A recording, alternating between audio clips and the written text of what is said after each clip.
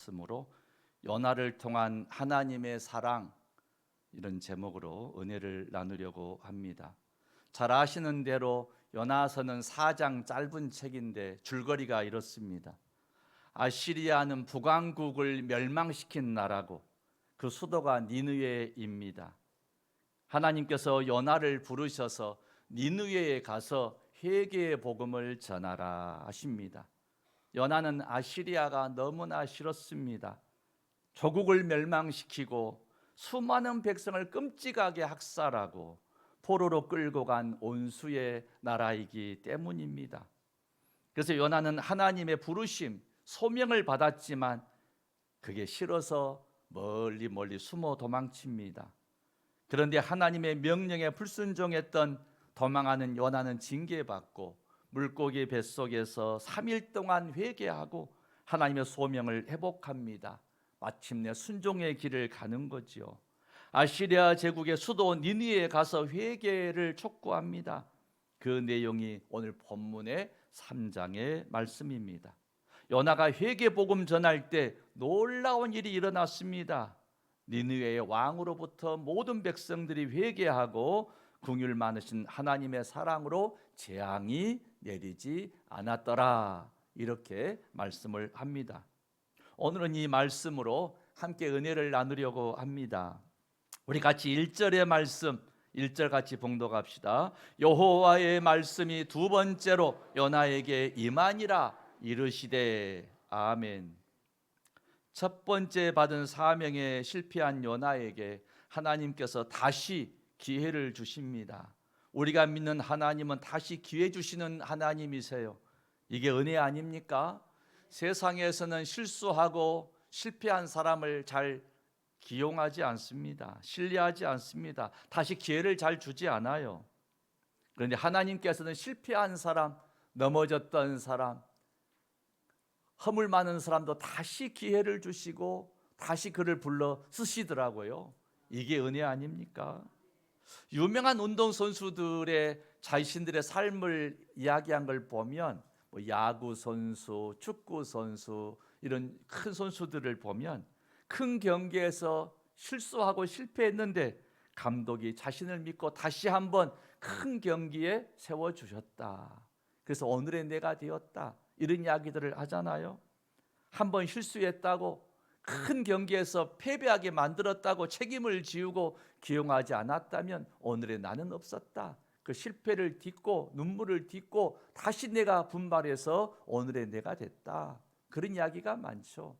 여러분, 하나님은 이렇게 사랑이 많으신 하나님이십니다. 다시 한번 기회를 주시는 하나님. 잘못했다고 버려버리지 않으시고 또다시 부르셔서 기회를 주시는 하나님, 이게 은혜라는 것이죠. 이 말씀 생각해 보면 하나님의 능력과 계획하심은 반드시 성취되게 되는 줄로 믿습니다. 내가 니느웨를 구원하리라 하신 하나님의 계획은 이루어진다는 거죠. 성취하시는 방법은 하나님은 전능하신 분이시기 때문에 많고도 많습니다. 그런데 놀라운 것은 70번씩 7번이라도 인내하시면서 그 요나를 또다시 기회를 주시고 또다시 기회를 주셔서 회개하고 순종할 기회를 통해서 니느웨를 구원하게 하시더라 하는 것입니다. 하나님께서 또다시 이런 기회를 주시지 않았더라면 아마도 요나는, 요나서란 성경책은 아마 없었지 않을까요? 요나서에게 기회를 줬기 때문에 요나서란 책이 우리에게 전해주는 줄로 믿습니다. 성도 여러분, 하나님의 내가 자녀로 사는 거, 주의 종으로 살아가는 거 그냥 살겠습니까? 다시 한번 우리를 용서해 주시고 허물을 덮어 주시고 우리를 붙잡아 주셨기 때문에, 포기하지 않으신 주님의 사랑 때문에 오늘의 나로 살아가고 있는 줄로 믿습니다. 여러분, 내가 하나님의 자녀된 거 내 자랑하지 마시고 하나님께 감사로 영광 돌리십시다. 우리나라에 복음이 전해지고 최초로 7명의 목사님이 세워져요. 그 중에 제일 많이 먹은 목사님이 김익두라는 목사님이십니다. 본래 평양의 유명한 깡패였어요. 그 깡패가 어떻게 예수를 영접하게 되고 평양 신학교를 나와서 이제 드디어 목사 고시를 치고 주의 종이 되어야 하는데 목사 고시만 치면 떨어져요. 다른 분은 다 목사 고시 합격하는데 치면 떨어집니다. 2번, 3번 떨어진 게 창피하기도 하고 그 교회 성도들 얼굴 보기도 부끄럽고, 그래서 신학 시험 치기 전에 교수실을 들어갔답니다. 교수님들 잠시 기도합시다. 기도하자는데 기도 못한다 할 수는 없잖아요. 그러니까 기도하자고. 다 애국인 선교사님들인데 기도하면서 그랬대요. 하나님, 이 종이 나이 많아서 신학을 공부하고 목사고시 칠 때마다 떨어지는데 이번 시험은 합격할 줄로 믿습니다. 모두가 아멘 하더래요. 그러니까 다 아멘 했지요. 아멘대로 될 것을 믿습니다 라고 시험 치러 갔는데 합격을 시켜줬대요. 이분이 유명한 부흥사가 되셔가지고 전국에 다니면서 한국교회 부흥을 이루는데 큰 초석이 됐던 분이신데, 그분이 하는 고백이 그거예요. 나는 원래 목사고시마다 떨어지는 부족한 종인데 하나님 은혜로 내가 목사고시 합격을 하고 주의 종이 됐는데 그 사랑에 빚진 종이 돼서 내가 생명 바쳐 헌신했다고, 다 열심히 충성하려고 했다고. 할렐루야. 내가 하나님의 자녀 된 거, 내가 오늘 이만한 복을 받고 사는 거, 내가 잘나고 똑똑하고 놀라운 판단 때문에가 아니고 하나님이 은혜 주시고 포기하지 않으시고 또 붙들어 주셨기 때문에 오늘의 나로 사는 줄로 믿습니다. 그 은혜 잊지 말자는 거예요. 그 은혜 잊지 말자. 우리 다 부족한 게 있다. 은혜 잊지 말자는 거예요. 성도 여러분, 하나님 앞에 떨리는 마음으로 주님, 나 같은 거 자녀 삼아 주시니 감사합니다. 나 같은 거 죽음 넘어 천국 주시니 감사합니다. 나 같은 건 내 죄 다 용서해 주시고 세상 사람들은 손가락질할 줄 몰라도 주님은 너는 내 것이라 품어주시니 감사할 뿐입니다. 여러분, 이 고백하고 사십시다. 하나님은요, 우리를 얼마나 사랑하시는지 긍휼이 상상도 못하게 많으세요. 베드로후서 3장 8절 9절 말씀 우리 같이 봉독합시다. 사랑하는 자들아, 주께는 하루가 천년 같고 천년이 하루 같다는 이 한 가지를 잊지 말라. 주의 약속은 어떤 이들이 더디다고 생각하는 것 같이 더딘 것이 아니라 오직 주께서는 너희를 대하여 오래 참으사 아무도 멸망하지 아니하고 다 회개하기에 이르기를 원하시느니라. 아멘. 여러분, 우리가 주님의 일을 하다가 전도하다가 신방하다가 속상할 때가 있어요. 신방을 매주마다 갔는데 갈 때마다 다음 주에는 갑니다. 그렇게 말하는데 몇 달이 더도 안 나와요. 얼마나 속이 상합니까? 한 번은 전도사님을 불러서 신방을 시켰더니 또 교회 안 나왔어요. 근데 그 다음 주에 동네 집사님이 신방하는데 그 다음 주에 나오니까 그 신학교 막 졸업한 전도사님이 속이 상했던가 봐요. 집에 전화를 해가지고 기분이 나쁘다고. 내가 신방할 때는 안 나오더니 왜 집사님과 함께 나왔냐고. 그걸 내가 왜 알겠어요? 그분이 잃으니까 알죠. 전도사님이 그럴 수가 있냐고. 내가 누구라고 하더니 나왔으면 되는 것이지. 전도사님이 신방할 때는 안 나오고 집사님이 신방할 때 나왔다고 기분 나쁠 것이 뭐 있냐고. 교회 또 안 나올까 싶다고. 여러분, 때로 우리가 주님의 일을 하다 보면 속이 상해가지고 심판의 주여 빨리 오시고 재림의 주여 빨리 오셔가지고 나를 구원하시고 저 사람 천국 못 오게 하십시오. 그런 옹졸한 마음이 들 때가 있을지 몰라도 우리 하나님은 그렇지 않다는 거예요. 초대교회 성도들 중에 그런 사람이 있었다니까요. 베드로 사도요, 주님 빨리 좀 오셔가지고 우리 좀 구원하시지 왜 이렇게 더디 오신답니까? 그때 베드로 사도가 하는 답변이 오늘 베드로서의 말씀이에요.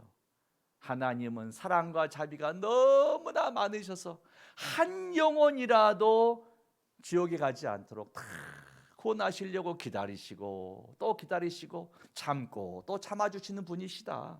할렐루야. 그런 점에서 여러분, 주님 앞에 나는 꽃 한 송이 제대로 드린 것도 없고 염소 한 마리 바친 것도 없고 나는 부족하다 하지 마세요. 누구든지 주님 앞에 나와서 주님의 이름을 부르고 기도하면 응답해 주시고, 아무개야 내가 너를 기다렸다 축복해 주시고 은혜 주실 줄로 믿으십니까? 그 사랑의 하나님, 그 사랑의 하나님 은혜 때문에 부족한 저도 여기까지 왔고 여러분도 그 사랑 때문에 이곳에 앉아서 예배하고 있는 줄로 믿습니다. 하나님의 그 인내하신 사랑, 구약의 이사야 선지자가요, 장차 오실 메시아는 이렇게 사랑과 긍휼이 많으신 분이라고 이미 예언을 하셨습니다. 이사야서 42장 3절의 말씀 봉독합시다. 상한 갈대를 꺾지 아니하며 꺼져가는 등불을 끄지 아니하고 진실로 정의를 시행할 것이며. 아멘. 장차 오실 메시아 예수 그리스도는 상한 갈대도 꺾지 않고 꺼져가려고 하는 심지도 끄지 않는 사랑으로 우리를 지켜주시고 내주신다. 할렐루야. 활활 타오르는 불꽃처럼 헌신이 뜨겁고 열심히 충성하고 주님 앞에 마음과 정성을 쏟는 아주 신앙의 위대한 분만 사랑한 게 아니고, 신앙생활이 깜빡깜빡하고 교회 나올 때의 걸음이 뒷걸음질 쳐지고 때로는 내가 마음에 낙심이 되고, 그럴 때도 주님은 끝까지 우리를 붙들어 주시고 사랑해 주시고, 내가 너를 사랑하노라, 내 사랑을 보아라, 내 아들까지 너에게 주지 않느냐. 하나님의 십자가에 상한 갈 때도 꺾지 않고 꺼져가는 심지도 끄지 않는 사랑이 우리에게 함께하고 있는 줄로 믿습니다. 여러분, 이 은혜, 이 사랑 우리 감사하고 사십시다. 영광 돌리고 사십시다. 이 사랑 전하고 사십시다. 2절 말씀, 우리 2절 봉독합시다. 일어나 저 큰 성읍 니느웨로 가서 내가 내게 명한 바를 그들에게 선포하라 하신지라. 아멘. 요나에게 일어나라 명령하세요. 불순종으로 넘어진 그 자리에서 순종의 자리로 일어나라 말씀하십니다. 요나야, 큰 성 니느웨의 회개 운동, 영적 부흥 운동을 내가 가서 해라, 일어나라, 이렇게 명령하시죠. 왜 요나가 불순종했겠습니까? 가만히 묵상해 보니까 요나의 마음속에 하나님의 말씀을 가볍게 여기는 태도가 있어요. 요나의 마음은, 요나의 뜻은, 요나의 생각은 저 온수의 나라 아시리아의 니느웨는 멸망당하면 좋겠는데 하나님이 구원하신다고 하니 마음에 맞지 않아요. 생각에 맞지 않아요. 내 뜻과 맞지 않아요. 여러분, 이런 것입니다. 내 뜻에 맞으면 순종이 쉽고 내 뜻에 맞지 않으면 순종이 잘 안 되는 거, 이게 요나가 우리에게 주는 교훈 아니겠습니까? 성도 여러분, 하나님 믿고 신앙생활할 때에 내 뜻에 다 맞지 않아도, 내 생각에 다 맞지 않아도 주의 말씀에 순종하기를 원합니다. 이것이 깊은 신앙이고 성숙한 신앙이고 흔들리지 않는 복된 신앙인 줄로 믿습니다. 2절 하반절에 내가 내게 명한 바를 그들에게 선포하라. 내가 명한 것을 선포해라. 요나야, 내가 명한 것을 선포해라. 신학교 다닐 때 설교학 교수가 강조한 게 그거예요. 설교자는 설교에서 중요한 게 있다. 설교한 다음에 청중들의 반응이 어떠한가? 은혜 받았습니다. 이런 게 중요한 것이 아니고, 정말 중요한 것은 내 뜻을 전하는 게 아니고 하나님의 뜻을 전하는 것이다. 이게 설교자가 가장 중요한 태도이다. 아멘이시죠? 설교자는 성도들의 비위를 잘 맞추는 설교자가 아니고 하나님의 말씀을 온전히 잘 전하는 자가 참된 설교자인 줄로 믿습니다. 때로는 여러분 귀에 쓰게 들려도 내 영의 양식이 된다 믿으시고, 때로는 쓴 말씀도 아멘 하는 여러분 되시기를 축원합니다. 그런 의미에서 교회, 학교 교사들이 중요한 게 뭐냐? 아이들을 가르칠 때에, 학생들을 가르칠 때에 얼마나 재미있는 프로그램이 있느냐, 이게 핵심이 아니고 내가 하나님의 뜻을 잘 전하고 있느냐, 잘 가르치고 있느냐, 여기에 교사의 중요성이 있는 줄로 믿습니다. 본문에 3절 4절 말씀 봉독합시다. 요나가 여호와의 말씀대로 일어나서 니느웨로 가니라. 니느웨는 사흘 동안 걸을 만큼 하나님 앞에 큰 성읍이더라. 요나가 그 성읍에 들어가서 하루 동안 다니며 외쳐 이르되 40일이 지나면 니느웨가 무너지리라 하였더니. 아멘. 이 요나서 1장하고 요나서 3장은 손뼉이 딱 마주하듯이 이렇게 맞게 되어 있어요. 요나서 1장 3절에는 하나님의 말씀을 듣고 요나가 일어나 다시스로 갔더라, 멀리 숨기 위해서 스페인으로 갔더라, 땅끝으로 갔더라, 이렇게 말씀해요. 요나서 3장 3절에는 이제 요나가 주의 말씀에 순종하기 위해서 일어나서 이렇게 말씀하는 거예요. 여러분, 불순종하기에 일어나는 것이 아니고 순종하기 위해서 일어나는 그런 신앙 자세가 있어야 할 줄로 믿습니다. 이런 이야기가 있어요. 사단은 하나님의 부르심 앞에, 하나님의 말씀 앞에 즉시 순종하지 못하고 곧바로 순종하지 못하고 잠시 틈을 둘 때 그 틈을 이용하여 들어와서 우리를 시험하고 결국은 불순종하게 만든다, 그런 말씀이 있습니다. 그러므로 위대한 하나님의 사람들은 즉시 순종했다 하는 것이지요. 어떤 부흥 강사가 이런 말 하더라고요. 지옥에 가면 사람들이 껄껄껄하고 산대요. 예수 믿자고 할 때 예수 믿을 걸, 그때 아무개가 교회 가자고 할 때 교회 갈 걸, 계속 껄껄하고 산대요. 여러분, 차차 믿지요. 지금 바쁘니까 나중에 좀 한가하면 교회 다니겠습니다. 지금은 젊어서 안 되고요. 좀 나이 들면 다니겠습니다. 자꾸 미뤄요. 성도 여러분, 믿음 약한 성도도 비슷한 변명하지 않습니까? 우리 신앙에 유익하도록 성경 말씀 읽읍시다. 다음에 할게요. 기도합시다. 다음에 할게요. 우리 같이 봉사 좀 합시다. 다음에 할게요. 자꾸 미루는 거죠. 중요한 줄은 알지만 지금은 못 하겠습니다. 다음에 하겠습니다. 이런 태도라는 거죠. 그런데 요나는 회개하고 이제 즉시 순종해서 일어났다고 말씀을 합니다. 여러분, 주님의 위대한 제자들도 곧바로 순종했습니다. 마가복음 1장 17절 18절의 말씀 봉독하죠. 예수께서 이르시되 나를 따라오라 내가 너희로 사람을 낚는 어부가 되게 하리라 하시니 곧 그물을 버려두고 따르니라. 아멘. 베드로와 안드레, 야고보와 주의 제자들이 주님의 부름을 받았을 때에 곧바로 순종했더라, 즉시 순종했더라라고 말씀을 합니다. 즉시 순종하지 않으면, 곧바로 순종하지 않으면 그 틈을 이용해서 사단은 우리를 시험하고 결국 불순종하게, 주의 말씀에 거절하게 만든다라는 것입니다. 여러분, 아브라함이 믿음의 조상이 아닙니까? 우리 모두가 하나님 나에게 아브라함 같은 믿음을 허락하여 주시고 축복의 통로로 복의 근원으로 살게 하여 주옵소서, 이런 말 하잖아요. 그럼 어떻게 해야 됩니까? 아브라함처럼 즉시 순종하는 신앙이 있어야 한다는 거예요. 아브라함의 큰 시험이 뭐였습니까? 내 아들 이삭을 이제 모리아산에 번제로 드려라 했잖아요. 이때 성경에 보면 창세기 22장에 아브라함이 아침에 일찍 일어나 하나님이 지시하신 곳으로 갔더라, 이렇게 나와요. 즉시 이른 아침에 즉시 일어나서 밤에 말씀을 듣고 아침에 즉시 일어나서 순종하기 위해서 그 길을 갔다는 거예요. 그래서 아브라함이 위대한 믿음의 사람이요 복의 사람이 된 줄로 믿습니다. 성도 여러분, 내가 믿음의 사람이 되리라, 믿음의 조상이 되리라, 복의 통로로 복의 사람이 되리라, 복의 근원이 되리라, 이렇게 생각하신다면 아브라함처럼 즉시 순종하는 여러분 되시기를 축원합니다. 4절의 말씀 다시 봉독할까요? 요나가 그 성읍에 들어가서 하루 동안 다니며 외쳐 이르되 40일이 지나면 니느웨가 무너지리라 하였더니. 아멘. 니느웨는 큰 성읍이어서 3일은 돌아야 되는데 실은 온전히 열심히도 못했어요. 하루밖에 못했어요.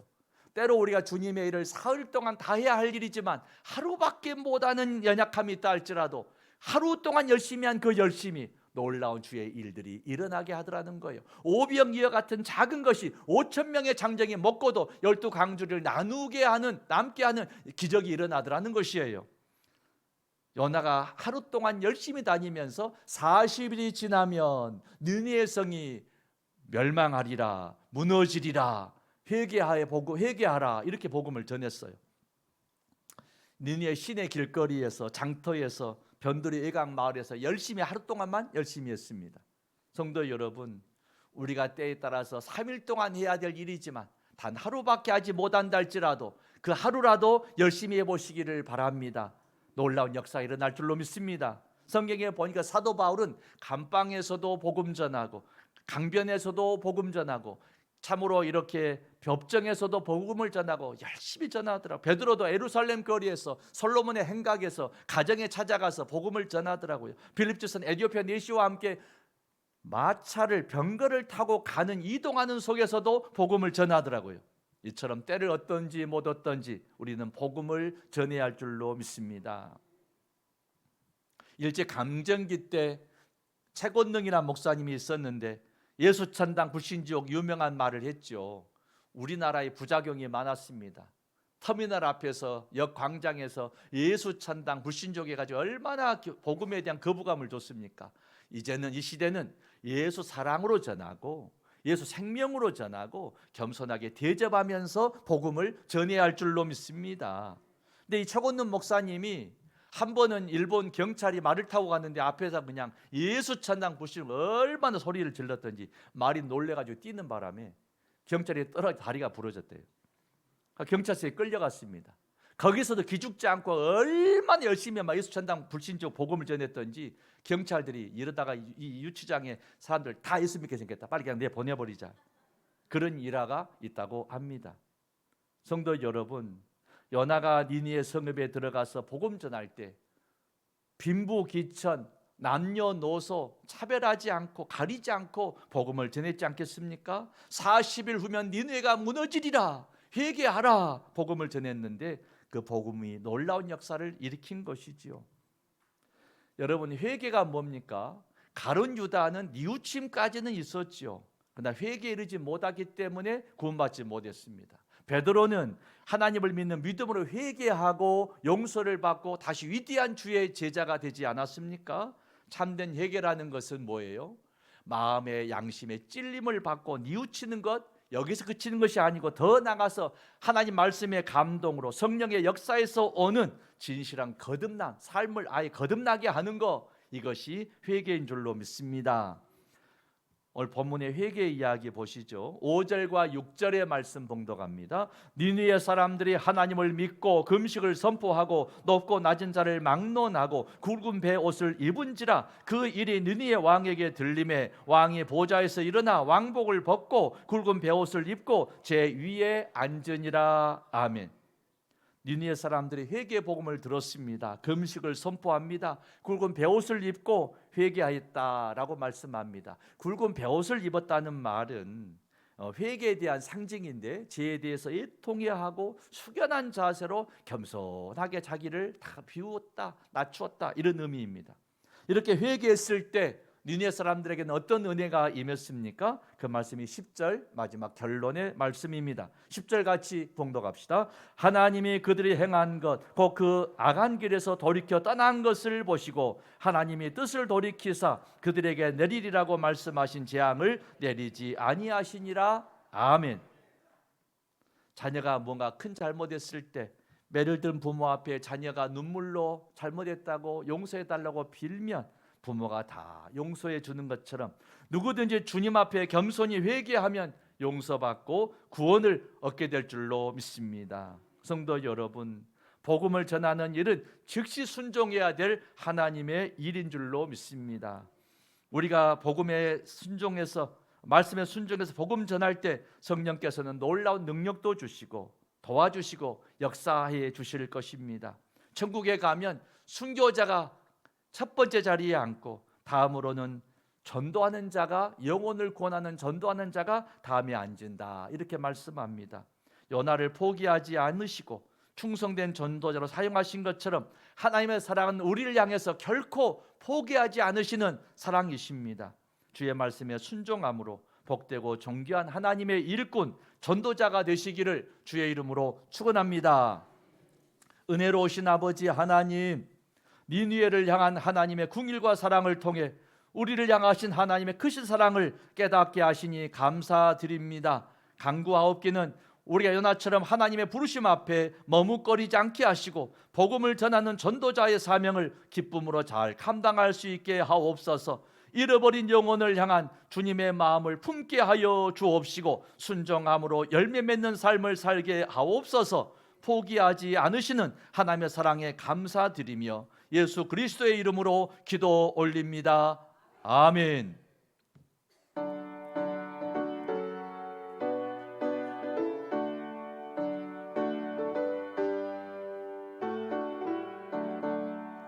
주여 나의 생명